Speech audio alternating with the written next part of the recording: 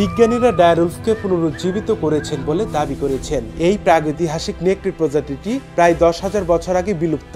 বিজ্ঞানীরা সত্যিই যেন জুরাসিক পার্ক কল্পনাকে বাস্তবে রূপ দিচ্ছেন।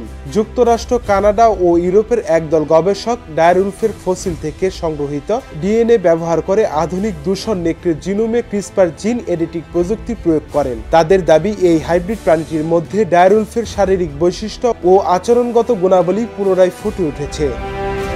একজন সায়েন্টিস্ট বলেন, এটি অসম্ভবকে সম্ভব করার মতো ব্যাপার। ডায়ারউলফের ডিএনএ অত্যন্ত ক্ষতিগ্রস্ত ছিল, কিন্তু আমরা আধুনিক নেকড়ে জিনের সঙ্গে মিলিয়ে জিনগত ফাঁক পূরণ করেছি। তবে এদের বর্তমান পরিবেশে কি ভূমিকা হবে তা নিয়ে আবারও গবেষণা প্রয়োজন।